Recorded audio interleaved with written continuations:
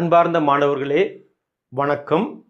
நம்ம முந்தின பாடத்தில் ரிடாக்ஸ் வினைகளும் வேதிவினையின் வேகமும் அப்படிங்கிற பாடத்தில் வினைபுரி பொருள்னா என்ன, விளைவு பொருள்னா என்னன்னு படித்தோம். வினைபுரி பொருள்னா என்ன? ஒரு வேதி வினையில் ஈடுபடக்கூடிய பொருட்களை நம்ம வினைபுரி பொருள்னு சொல்லலாம். அந்த வினையின் பலனாக கிடைக்கக்கூடிய பொருட்களை நம்ம விளைவு பொருள்னு சொல்லலாம். இந்த வினைபுரி பொருளும் விளைவு பொருளின் குறியீடுகளை எல்லாம் பயன்படுத்தி நம்ம வேதி சமன்பாடு எழுதும் முறையையும் படித்தோம். அந்த வேதி சமன்பாடை நம்ம சமன் செய்யப்பட்ட வேதி சமன்பாடுன்னு சொன்னேன். சமன் செய்த வேதி சமன்பாடுன்னு எப்படி இருக்கணும்? வினைபுரி பொருளில் உள்ள அணுக்களின் எண்ணிக்கையும் விளைவு பொருள் அணுக்களின் எண்ணிக்கை எப்படி இருக்கணும்? சமமாக வரக்கூடிய சமன்பாடு நம்ம என்ன படித்தோம்? சமன் செய்யப்பட்ட வேதி சமன்பாடுன்னு படித்தோம். இப்போ நான் அந்த கிளாஸில் ஒரு ஹோம்ஒர்க் உங்களுக்கு கொடுத்துருந்தேன். ஞாபகம் வருதா பாருங்க பார்ப்போம். எது? ஹைட்ரஜனும் ஆக்சிஜனும் சேர்ந்து தண்ணீர் உருவாகும் வினையின் வேதி சமன்பாடு என்ன பண்ண சொல்லியிருந்தேன்? சமன் செய்த வேதி சமன்பாடாக எழுத சொல்லியிருந்தேன். அப்போ அந்த சமன்பாடை பாருங்க பார்ப்போம். ஹைட்ரஜனும் ஆக்சிஜனும் சேர்ந்து தண்ணீர் உருவாகும் வினையின் சமன்பாடு இங்கே கொடுத்துருக்கேன்.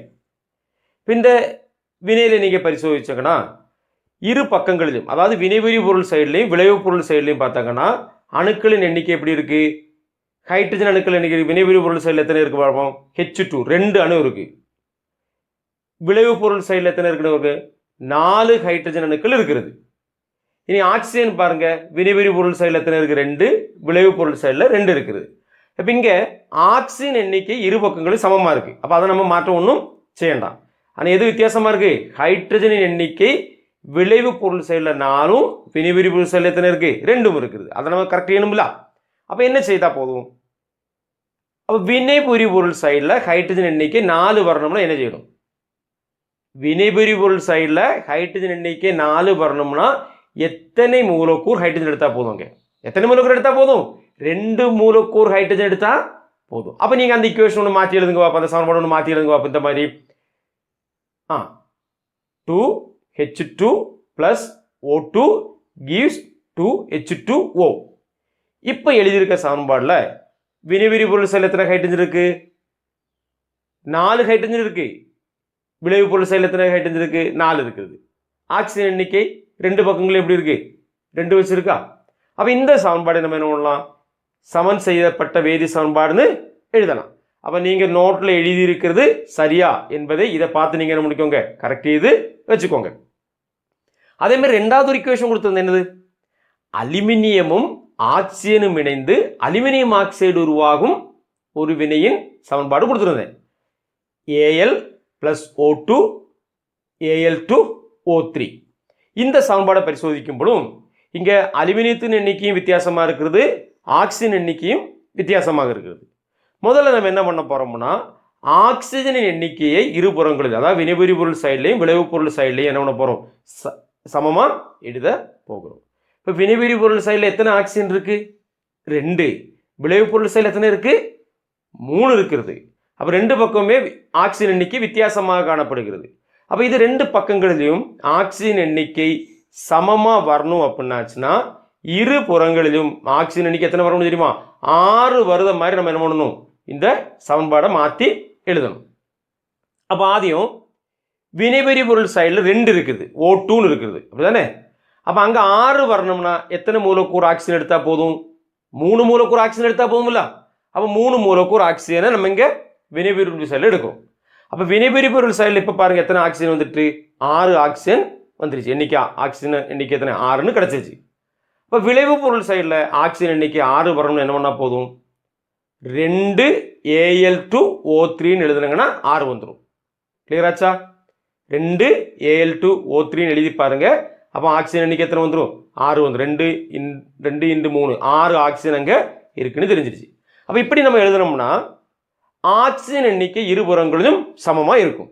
இப்பவும் எதனுடைய எண்ணிக்கை சமமாக ஆகலை. இப்பவும் எதனுடைய எண்ணிக்கை, அலுமினியம் அணுவின் எண்ணிக்கை இருபுறங்களிலும் சமமாகலை.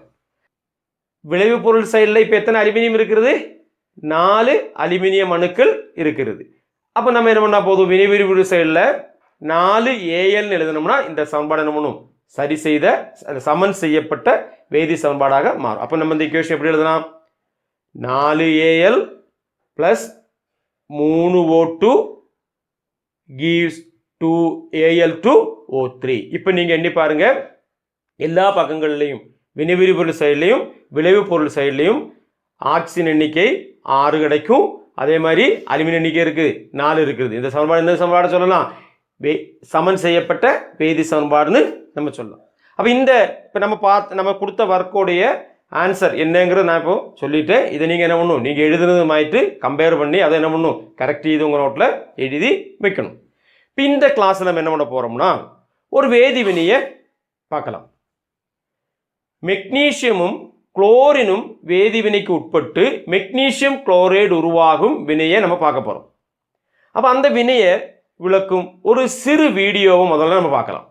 எதெல்லாம், மெக்னீசியமும் குளோரினும் இணைந்து மெக்னீசியம் குளோரைடு உருவாகும் வினையின் ஒரு சிறு வீடியோவை நம்ம என்ன பண்ண போகிறோம், இப்போ பார்க்க போகிறோம். மெக்னீசியம் குளோரினுடன் வினைபுரிந்து மெக்னீசியம் குளோரைடு உருவாகும் வினையை பரிசோதிக்கலாம். Mg + Cl2 gives MgCl2.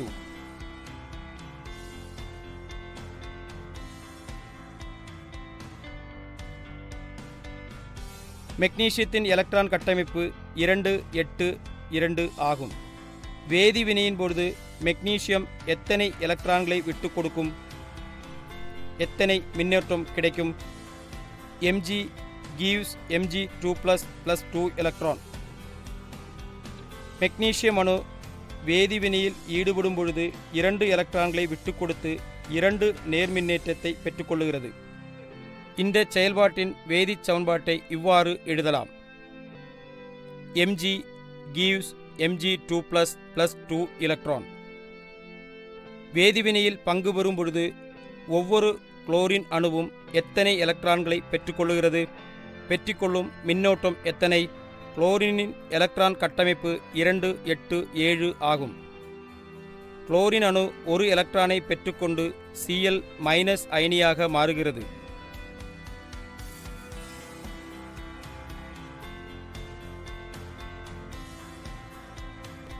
இந்த செயல்பாட்டின் சமன்பாட்டை இவ்வாறு எழுதலாம். Cl + 1 electron gives Cl-. 2-8-7 என்ற குளோரினின் எலக்ட்ரான் கட்டமைப்பு 2-8-8. அப்போ நம்ம இப்போ ஒரு வீடியோ பார்த்துட்டோம். அந்த வீடியோவிலிருந்து மெக்னீசியம் குளோரைடு உருவாகும் பொழுது எலக்ட்ரானை விட்டு கொடுத்த அணு எதுன்னு சொல்ல முடியும்? எது எலக்ட்ரானை விட்டு கொடுத்த அணு? எது? மெக்னீசியம். அது எலக்ட்ரான் கட்டமைப்பெல்லாம் பரிசோதிச்சப்போ உங்களுக்கு தெரியுது எத்தனை எலக்ட்ரானை விட்டு கொடுத்துருக்கிறது புரிய வந்தது, 2 எலக்ட்ரானை விட்டு கொடுத்துருக்கிறது. அப்போ மெக்னீசியம் 2 எலக்ட்ரானை விட்டு கொடுக்கும்போ மெக்னீசியம் எப்படி மாறுகிறது? மெக்னீசியம் அயனியாக மாறுகிறது. அதை குறிப்பிடும் அந்த சமன்பாடு ஒன்று எழுதியிருக்க பாருங்க பார்ப்போம். Magnesium Mg gives Mg2 + 2 electron. என்ன அர்த்தம்? நீங்கள் அந்த பார்த்த வீடியோவிலிருந்து உங்களுக்கு புரிஞ்சுது, மெக்னீசியம் அணு 2 எலக்ட்ரானை விட்டு கொடுத்து மெக்னீசியம் அயனியாக மாறி இருக்கிறது. அப்போ எலக்ட்ரானை பெற்றுக்கொண்ட அணு எது? எது? குளோரின் அணு எலக்ட்ரானை பெற்றுக்கொண்டது. இப்போ குளோரின் எத்தனை எலக்ட்ரானை வாங்கி இருக்கிறது? 1 எலக்ட்ரானை வாங்குகிறது. அப்படி குளோரின் 1 எலக்ட்ரானை வாங்கும் பொழுது குளோரினுக்கு என்ன மின்சுமை வருகிறது? எதிர் மின்சுமை கிடைக்கிறது. அது எதிர்மின் அயனியாக மாறுகிறது. அப்போ குளோரின் 1 எலக்ட்ரானை பெற்றுக்கொண்டு எதிர்மின் அயனியாக மாறுவதை விளக்கும் அந்த சமன்பாடு கொடுத்துருக்கேன். Cl + 1 electron gives Cl minus. அப்போ மெக்னீசியம் குளோரைடு உருவாகும் பொழுது மெக்னீசியம் நேர்மின் அயனியாக மாறுகிறது, குளோரின் எதிர்மின் அயனியாக மாறுகிறது. அதுக்கப்புறம் இந்த ரெண்டு அயனிகளுக்கு இடையே இருக்கக்கூடிய ஒரு ஈர்ப்பு விசை காரணமாகத்தான் அந்த மெக்னீசியம் குளோரைடு உருவாகுறதெல்லாம் நம்ம ஏற்கனவே படிச்சிருக்கிறோம். அப்போ இந்த வினையில எலக்ட்ரானை விட்டு கொடுத்த அணு மெக்னீசியமும் எலக்ட்ரானை பெற்றுக்கொண்ட அணு எது குளோரினுங்கிறது நமக்கு தெள்ளம் தெளிவாக இந்த வீடியோவிலிருந்து நம்ம தெரிந்து கொண்டோம். இனி பாருங்க பார்ப்போம். ஒரு வேதிவினை நடக்கும் பொழுது எலக்ட்ரானை விட்டு கொடுக்கும் செயலுக்கு நம்ம ஆக்சிஜனேற்றம் என்று கூறலாம். அப்ப ஆக்சிஜனேற்றம்னா என்ன அர்த்தம்?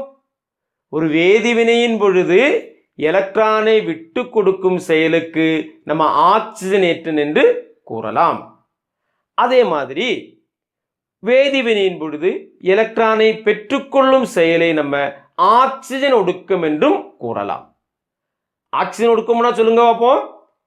வேதிவினையின் பொழுது எலக்ட்ரானை பெற்றுக்கொள்ளும் செயலுக்கு நம்ம என்ன பண்ணுவோம்? ஆக்சிஜன் ஒடுக்கம் என்று கூறலாம். அப்ப நம்ம இப்போ ஆக்சிஜன் ஏற்றம்னா என்ன, ஆக்சிஜன் ஒடுக்கம்னா என்னன்னு நம்ம படிச்சிட்டோம். ஒன்று சொல்லுங்க, ஆக்சிஜன் ஏற்றம்னா என்ன?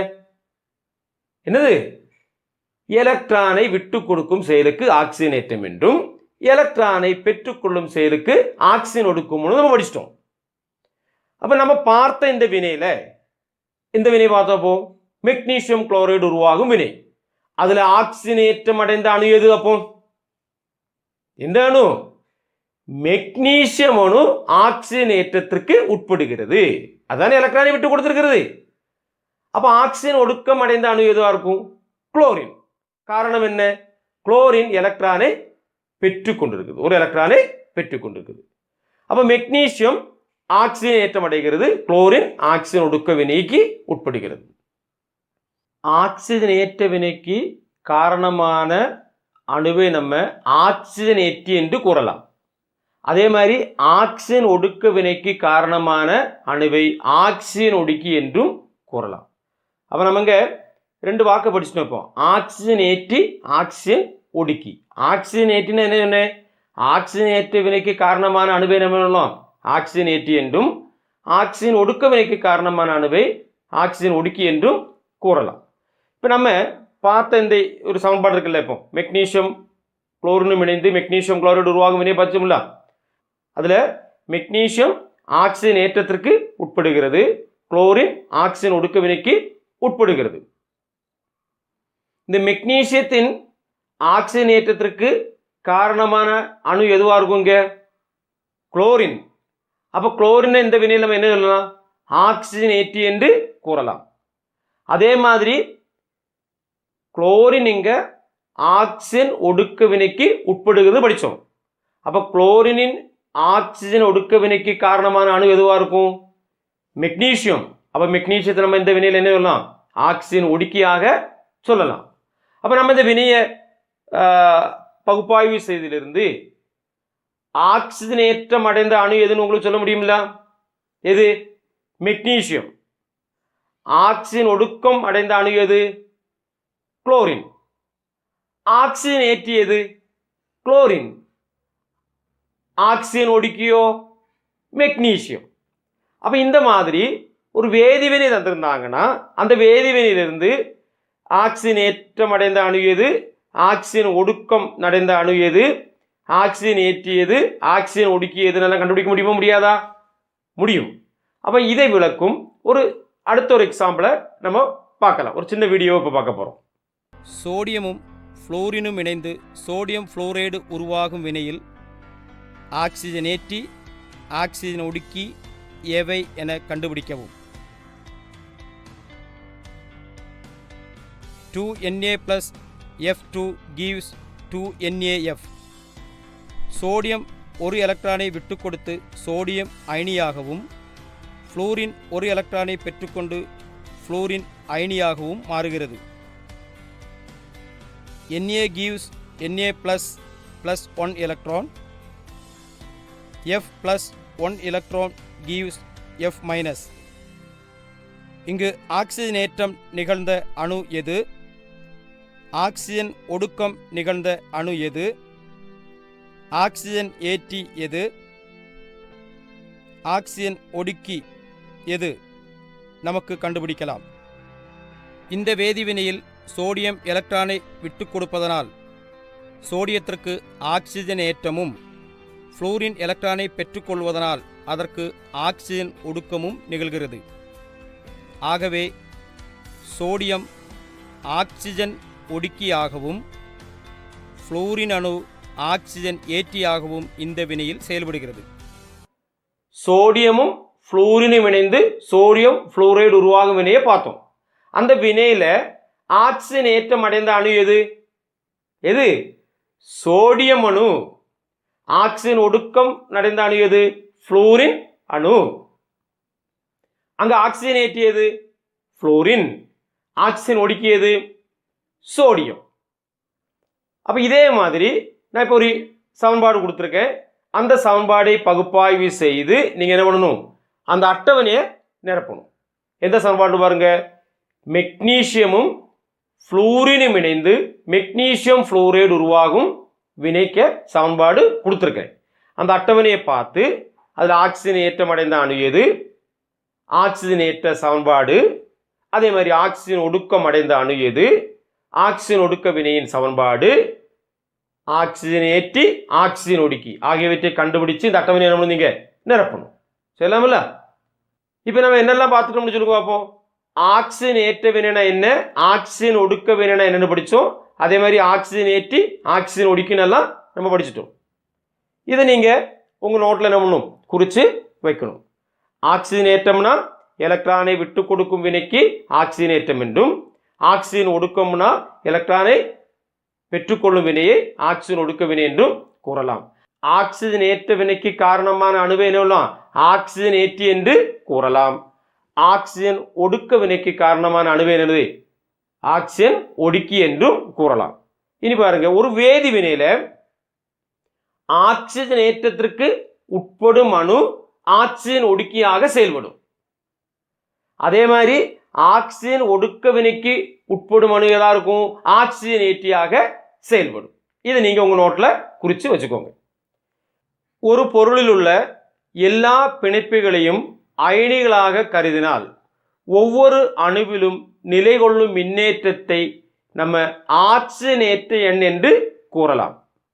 ஒரு பொருளில் உள்ள எல்லா பிணைப்புகளையும் அயனிகளாக கருதினால் ஒவ்வொரு அணுவிலும் நிலை கொள்ளும் மின்னேற்றத்தை நம்ம ஆக்சிஜனேற்ற எண் என்று கூறலாம். அப்போ ஆக்சிஜனேற்ற எண்ணா என்ன, அது எவ்வாறு கணக்கிடப்படுகிறது என்பதை நம்ம என்ன பண்ண போகிறோம்? இந்த கிளாஸில் பார்க்க போகிறோம். இப்போ ஹைட்ரஜன் குளோரினும் இணைந்து ஹைட்ரஜன் குளோரைடு உருவாகும் வினையை பார்ப்போம். H2 + O2 gives 2HCl ஒரு சமன்பாடு கொடுத்துருக்கேன். இங்கே பார்த்தங்கன்னா ஹைட்ரஜனும் ஆக்சிஜனும் என்னதாக்கும்? ஒரு தனிம மூலக்கூறு. தனிம மூலக்கூறுகளுக்கு அதன் ஆக்சிஜனேற்ற நிலை எப்படி இருக்கும்? 0 கருதப்படுகிறது. தனிம மூலக்கூறுகளுக்கு ஆக்சிஜனேற்ற என்னது? 0 கருதப்படுகிறது. இப்போ ஹைட்ரஜன் குளோரைடு எடுத்துங்க, இது ஒரு சக பிணைப்பு சேர்மமாகும். இங்க ஹைட்ரஜனுக்கும் குளோரினுக்கும் இடையே உள்ள அந்த எதிர்மின்னேற்ற தன்மைக்கு வேறுபாடெல்லாம் நமக்கு தெரியும். ஹைட்ரஜனை விட குளோரினுக்கு எதிர்மின்னேற்ற தன்மை எப்படி இருக்கும்? அதிகமாக இருக்கும். ஆகையால் அந்த பிணைப்பில் உள்ள எலக்ட்ரான் குளோரினுக்கு அருகில் காணப்படும் நம்ம படிச்சிருக்கோம். அப்போ அதனால ஹைட்ரஜனுக்கு ஒரு நேர் மின்னேற்றமும் குளோரினுக்கு ஒரு எதிர் மின்னேற்றமும் காணப்படுகிறது. புரிஞ்சுதா? இனி ஒரு சேர்மத்தில் உள்ள அந்த அதில் உள்ள தனிமங்களின் ஆக்சிஜனேற்ற எண்ணின் தொகை என்ன இருக்கும்? 0 கருதப்படுகிறது. அப்ப சேர்மத்தில் உள்ள தனிமங்களின் ஆக்சிஜனேற்ற எண்ணின் கூட்டுத்தொகை எப்படியா இருக்கும்? 0 கருதப்படுகிறது. அப்ப நம்ம ஆக்சிஜனேற்ற எண் படிக்கும்போது இந்த காரியங்கள் எல்லாம் நமக்கு ஞாபகத்துல வச்சுக்கணும். இங்க பாருங்க, இப்ப ஹைட்ரஜனுக்கு ஆக்சிஜனேற்ற எண் எவ்வளவு? 0. குளோரினுக்கு ஆக்சிஜனேற்ற எண்ணோ அதுவும் 0. இனி ஹைட்ரஜன் குளோரைடை நீங்கள் எடுத்தாங்கன்னா ஹைட்ரஜன் என்ன பண்ணுது, எலக்ட்ரானை விட்டு கொடுக்குவதாக கருதினால் அதுக்கு என்னது +1 எழுதலாம். குளோரின் எலக்ட்ரானை வாங்குவதாக கருதினால் அது என்ன பண்ணலாம், -1 எழுதலாம். அப்போ நம்ம இந்த வினையில் இந்த இதில் உள்ள அந்த பகுதி தனிமங்களின் ஆக்சிஜனேற்ற எண்ணை உட்படுத்தி அந்த சமன்பாடை நம்ம எழுதணும்னா இந்த மாதிரி எழுதலாம். இப்போ H2 அதன் ஆக்சிஜனேற்ற என்ன எழுதியிருக்கேன், 0ன்னு எழுதியிருக்கேன். Cl2 அது ஆக்சிஜனேற்ற எப்படி இருக்கு, 0வா இருக்கிறது. gives HCl ஹைட்ரஜன் என்ன கொடுக்குறேன் +1, Clக்கு என்னது -1 கொடுத்துருக்கோம். அப்போ இந்த ஹைட்ரஜனும் குளோரினும் இணைந்து ஹைட்ரஜன் குளோரைடாக மாறும் வினைக்க அதன் ஆக்சிஜனேற்ற எண்ணை உட்படுத்தி நம்ம ஒரு சமன்பாடு எழுதியிருக்கிறத கொடுத்துருக்கேன். இங்கே பாருங்க, ஹைட்ரஜனுக்கு என்ன ஆகுதுன்னு பாருங்க. ஹைட்ரஜனுக்கு ஆக்சிஜனேற்ற எண் எப்படி இருக்கு, 0லிருந்து 1ஆக அதிகரிக்கிறது. 0விட பெரிய நம்பர் தானே +1ங்கிறது. அப்போ இந்த வேதிவினை நடக்கும்போது ஹைட்ரஜனுக்கு ஆக்சிஜனேற்ற எண் என்ன ஆகுது, அதிகரிக்கிறது. குளோரினுக்கு ஆக்சிஜனேற்ற என்ன இருக்கிறது, குறைஞ்சிருக்கிறது. அப்போ ஆக்சிஜனேற்ற எண் அதிகரிக்கும் வினையை நம்ம ஆக்சிஜனேற்றம் என்றும் ஆக்சிஜனேற்ற எண் குறையும் வினையை ஆக்சிஜன் ஒடுக்கம் என்றும் நமக்கு குறிப்பிடலாம். அப்போ ஆக்சிஜனேற்ற எண்ணை வச்சு நம்ம ஆக்சிஜனேற்றம்னா என்ன, ஆக்சிஜன் ஒடுக்கம்னா என்ன சொல்ல முடியுமா, முடியாதா? முடியும். ஆக்சிஜனேற்ற எண் அதிகரிக்கும் வினை ஆக்சிஜன் ஏற்றம் என்றும் ஆக்சிஜனேற்ற எண் குறையும் வினையை நம்ம என்ன பண்ணலாம், ஆக்சிஜன் ஒடுக்கம் என்றும் கூறலாம். அப்போ இந்த சமன்பாடை பரிசோதிச்சு இங்க ஆக்சிஜனேற்றம் அடைந்த அணு எது, ஆக்சிஜனேற்றம் அடைந்தது எது, ஹைட்ரஜன் அணு ஆக்சிஜனேற்றம் அடைந்திருக்கிறது. ஆக்சிஜன் ஒடுக்கம் நடந்தது எது, குளோரின். காரணம் என்ன, குளோரினுக்கு ஆக்சிஜனேற்ற எண் குறைகிறது, அதனால் ஆக்சிஜன் ஒடுக்க வினைக்கு உட்படுகிறது. அப்போ இதில் அடுத்து உங்களுக்கு கண்டுபிடிக்க முடியும், ஆக்சிஜன் ஏற்றியது ஆக்சிஜன் ஒடுக்கியதுன்னு உங்களுக்கு சொல்ல முடியும். ஆக்சிஜன் ஏற்றம் அடைந்த அணு எதா இருக்கும், ஆக்சிஜன் ஒடுக்கியாக செயல்படும். அப்போ ஹைட்ரஜன் இங்கே ஆக்சிஜன் ஒடுக்கியாக செயல்படுகிறது. ஆக்சிஜன் ஒடுக்க வினைக்கு உட்பட்ட அணு எதுவோ அது ஆக்சிஜன் ஏற்றியாக செயல்படுகிறது. இங்கே எந்த எது ஆக்சிஜன் ஏற்றியாக இருக்கும், குளோரின் ஆக்சிஜன் ஏற்றியாக செயல்படுகிறது. அப்போ நம்ம இங்கே படித்த 2 விஷயங்கள் படித்தோம். ஆக்சிஜன் ஏற்றம் கண்டு எலக்ட்ரான் பரிமாற்றம் மூலம் ஆக்சிஜன் ஏற்றம் எப்படி நடக்குதுன்னு பார்த்தோம். அப்போ எலக்ட்ரானை விட்டு கொடுக்கும் வினைக்கு ஆக்சிஜன் ஏற்றம் என்றும் எலக்ட்ரானை பெற்றுக்கொள்ளும் வினைக்கு ஆக்சிஜன் ஒடுக்கம் என்றும் படித்தோம். அதே மாதிரி ஆக்சிஜன் ஏற்ற எண்ணின் அடிப்படையில் ஆக்சிஜன் ஏற்றம்னா என்ன, ஆக்சிஜன் ஒடுக்கம்னா என்னன்னு நம்ம படித்தோம். எலக்ட்ரான் ஆக்சிஜனேற்ற எண் அதிகரிக்கும் வினைக்கு ஆக்சிஜனேற்றம் படித்தோம். ஆக்சிஜனேற்ற எண் குறையும் வினைக்கு ஆக்சிஜன் ஒடுக்கம்னு நம்ம படித்தோம். அதே மாதிரி ஆக்சிஜன் ஏற்றினா என்ன, ஆக்சிஜன் ஒடுக்கினா என்னன்னு நம்ம இந்த கிளாஸில் படித்தோம். அடுத்த கிளாஸில் நம்ம என்ன பண்ண போகிறோம்னா ஆக்சிஜனேற்ற எண் காணும் முறையை ஆக்சிஜனேற்ற எண் எவ்வாறு கணக்கிடலாம் என்பதை நமக்கு என்ன பண்ண முடியும், படிக்கலாம்.